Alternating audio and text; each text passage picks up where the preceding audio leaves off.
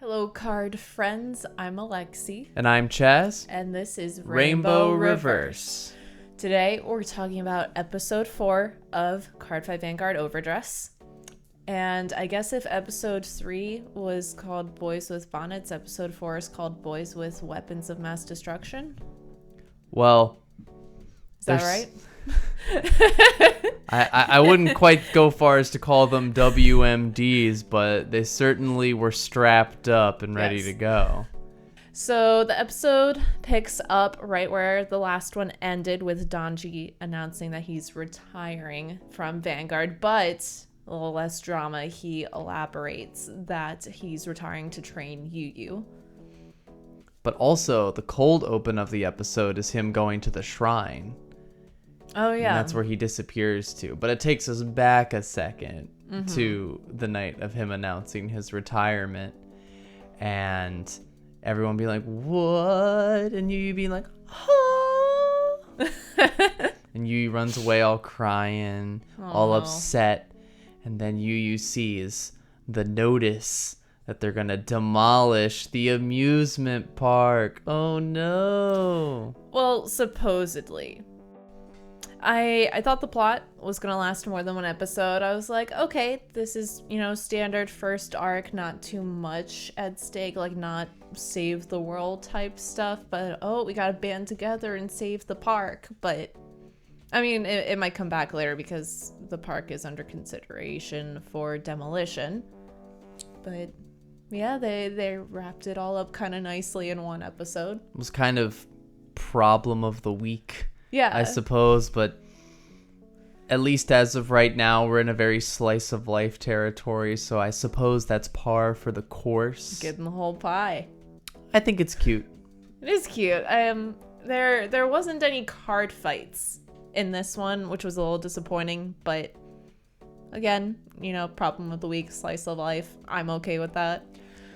I think that I don't want to have expectations that I don't know if they'll be fulfilled, especially because I feel like they really, in general, have been trying to do different stuff with this series as a whole, so far at least. So I can't really say one way or the other, it's gonna stay truly slice of life and never get really that into the card fights, or it could happen the other way around. You never know. This could just be the intro, and then it could be very heavy into the card fights later on. I still think 4 episodes is really not deep enough to pass like a whole judgment on it. Like, I think anyone who's like, this show is terrible, it's so bad, I'm like, it's like 4 episodes deep. I think you're being a little hyperbolic. Like, you cannot like it, and that's fine, but just to go out and say straight up that it's bad when there's only been 4 episodes, I think is a little extreme. Yeah, like, give it a minute. They're still introducing the universe,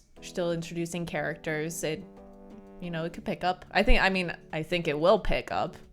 But we get Megumi going to her older brother, talking about the park being up for demolition, and he's all like, well, I left the park to Donji, and she's like, I don't know where Donji is, and he's like, that is curious. And we get Yu being all sad and mopey. That did give me a bit of a theory on Megumi's backstory, because she picks Yu up in a limo. Her brother supposedly owns this property. So I'm thinking, backstory theory, she's, rich girl. And everyone's like, you're supposed to do rich girl stuff and not play Vanguard. But then she's like, Vanguard is where I can be myself. And that's where the outfit changes come into play.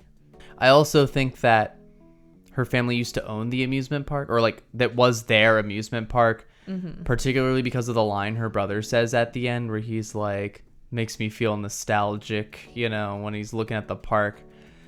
Otherwise, like, how would he like give the property rights for like Donji to manage it if they didn't own it in the first place? So I feel like it was like their family's park, which would also kind of make sense with like the Megumi outro of her kind of sadly wandering around the park and then the figures like coming to life and stuff. Like, that would make sense to me. Also, can we talk about her like weird black dress thing that she wears when she goes home? It was a very, like, non-binary look. Well, it was just, it felt, you said you thought it was her school uniform at first. Mm-hmm. And I was like, no, we've seen her school uniform. That's the pink thing. But I was like, it does have this very religious look to it. Like, in like that frumpy kind of way where it's not supposed to like accentuate any part of your body or like almost maiden-esque.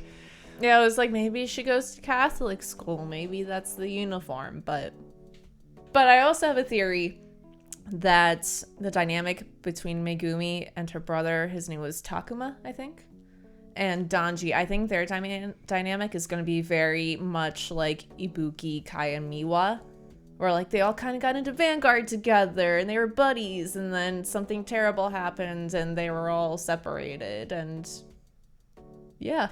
That's the theory. That's your theory. That's what it feels like. I don't anyway. think it's going to be that dramatic. Well, I mean, have you seen Megumi's parents? And her older brother is really young, but he's in charge of all this property and doing computer stuff. So you're implying her parents are dead? Maybe. We see a lot of Yu-Yu's parents. It's possible. Yu-Yu's mom. Yu-Yu's mom, yes. Thank you. Speaking of moms, Danji shows up at Yu-Yu's house, and he makes dinner for them. And I guess he's qualified to prepare blowfish. We know he can do everything. This was confirmed in episode 2 that Danji can do everything. Apparently. I just thought it was very cute. And he also explicitly states that he wants to get to know Yu-Yu's family better. Interesting. I wonder why that is. They have a very touching moment outside the house. When Yu-Yu's all like, I was sad and I didn't know what to do and I'm not very good at things, and Danji's all like, you're good at telling me how you feel. I do like that he's trying to make Yu more confident. I really love that. I love their dynamic. It's very sweet and flirty and gay, and I love it. Well, I guess they show up back at the park on the day that it's supposed to be demolished, and they've put up these wooden barriers. And I'm like, these government officials are going to come in with bulldozers and just run these kids over. I was thinking very Les Miserables. They build this barricade and they're like, we're going to protect this place. And they just get destroyed. But fortunately, it was like 2 guys showed up. Yeah. But yeah, if they were actually planning to demolish it, I don't know what a couple of kids with some water guns and water balloons would do to really stop that, other than maybe have them be like, these children show passion about this place. Maybe we won't destroy it, but I don't know. Or maybe they would think that the kids are even more of delinquents. And they would be like, well, now we really gotta bulldoze this place. Megumi was like, we've done nothing wrong here. In my head, I just see Zakusa being like, I mean, I've done a couple of things that I probably shouldn't have done here. Zakusa is like the embodiment of be gay, do crime. Speaking of which, he's also apparently an ace pilot, because then we get the tank moment, which maybe has been the highlight of the series for me personally. Yes. Like just the shot of Danji with his arms crossed, out of the tank as it's plowing forward, and then Zakusa just being like, yes sir, yes sir, like the goofy faces. Very silly. I think Zakusa is really doing a wonderful job of filling that airheaded twink void that Ren left. I think it's perfect. Yeah, Zakusa is very cool.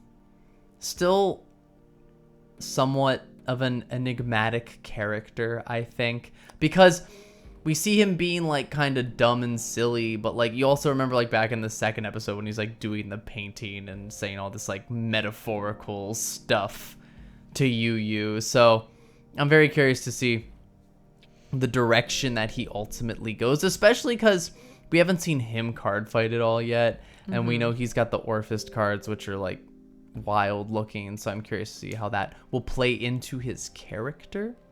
So you think he's going to be evil at some point, is what you're saying? I am more on the fence about it than I was after this episode in particular, about Zakusa being evil. But I still wouldn't be shocked if he became evil. He does have red eyes. Also, can we just talk about how he dresses in like a robe all the time? He's in sandals. And he's got his top knot, and just like everyone else is wearing like their suits and their like pants, and he's just walking around in a robe 24/7. He's a dramatic bitch, and I love him. But they pull up in the tank. Donji shoots a little confetti out of the cannon. They have a nice laugh about They're it. like, ha ha ha ha. And he's like, hey, what do you mean you're going to destroy the park? And then, big moment of the show. He's like, oh, you should have read the fine print. We didn't say we're actually demolishing it. It just says they're considering demolishing it. So everyone calm down. And it's just, oh yeah, classic Vanguard players can't read. It did feel very pointed that he was like, you should read the fine print. You're saying that the writers of the show are targeting the player base and being like, you guys should learn to read. They could be. But then we kind of resolved the episode shortly after that. Yu and Donji have another little cute moment. Yeah. Donji's all like, I'm not retiring from hanging out with you all. I just want to be the coach or whatever. And he says to Yu that he felt a great enjoyment fighting him. And he knew that Yu was going to be a way better card fighter than he could ever be. And then he lifts you up on his shoulders and they run around, and we get a classic pan up to the sky shot as everyone's screaming. But before that, we see Donji with a little half-heart keychain. Where's the other half? Maybe it's with Megumi's older brother. Or another theory that I'm privy to is that Donji had some younger protege, maybe sibling character who is like no longer with him for whatever reason, and that's what it is. And I like the theory. That's interesting because we also have like, oh, what if Trickstar was that person's card, hence like the little bunny sticker on it or whatever.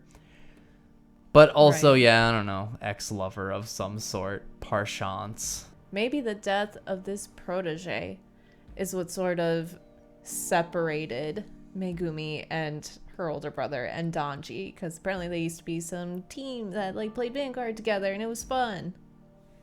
It's possible. I also just believe maybe he just got older and was like, I have to do family business stuff and kind of grew out of the childhood stuff, whereas they didn't.